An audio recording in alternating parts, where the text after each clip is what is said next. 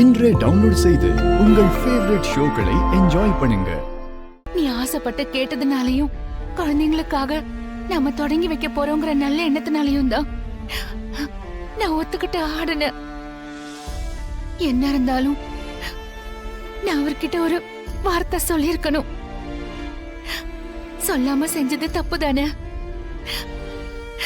அவர் எவ்வளவு சந்தோஷமா வந்தாரு, எவ்வளவு வாழ்த்தி பேசினாரு, மனப்பூர்வமா வந்து இதுல கலந்துகிட்டாரு. நீ நல்லா வரணும்னு ஆசைப்பட்டாரு. ஆனா கடைசியா என்னால அவரோட மனசு காயப்பட்டு கோச்சுக்கிட்டு இங்க இருந்து போற மாதிரி ஆயிடுச்சு. நானும் இந்த அளவுக்கு ஆகும்னு எதிர்பார்க்கல பெரியம்மா. நானும் தான். அவர் எவ்வளவு கோவப்பட்டாருன்னு பாத்தியா? ஐயோ, முத நாளே இந்த விழா இப்படி ஆயிடுச்சு. என்ன பண்றது? பெரியப்பா உங்களை பரதநாட்டிய ட்ரெஸ்ல பார்த்ததும் ரொம்ப சந்தோஷப்படுவாரு, என்கரேஜ் பண்ணுவாருன்னு நினைச்சேன். ஆனா கடைசியில இப்படி கோவப்படுவாருன்னு நான் கொஞ்சம் கூட எதிர்பார்க்கல பெரியம்மா. இல்ல மாயா, எனக்கு உள்ளுக்குள்ள அந்த பயம் இருந்துகிட்டே தான் இருந்துச்சு. முன்னாடியே அவர்கிட்ட ஒரு வார்த்தை சொல்லியிருந்தா எல்லாமே நல்லா முடிஞ்சிருக்கும். ஆனா பெரியப்பா கோச்சுக்கிட்டு போவாருன்னு நான் நினைக்கவே இல்ல.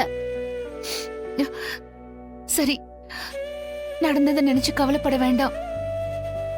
அத்தை, நானும் மாயாவை வேணா மாமாட்ட போய் பேசுறோம். இனிமே நீங்க பேசி என்ன ஆக போகுது? நீங்க பேசினா அவரோட கோவம் இன்னும் அதிகமா தான் ஆகும். அதனால இப்போதைக்கு அமைதியா விடுறதுதான் நல்லது. சரி பெரியம்மா, அவர்கிட்ட நானே பேசிக்கிறேன். நீங்க யாரும் பேச வேண்டாம். நடந்ததை நினைச்சு கவலையோ சங்கடமோ பட வேண்டாம். என்ன மனச தளர விட்டுறாத. குழந்தைங்களுக்கு ஒரு உத்வேகத்தோட சொல்லிக் கொடு. மாயா, இப்பவே நீ பல எதிர்ப்புகளை சந்திச்சிட்ட. அது எல்லாத்தையுமே தாண்டி ஒரு பெரிய நாட்டிய பள்ளியா இது வளரணும். அதனால உனக்கு பேரும் புகழும் கிடைக்கணும்.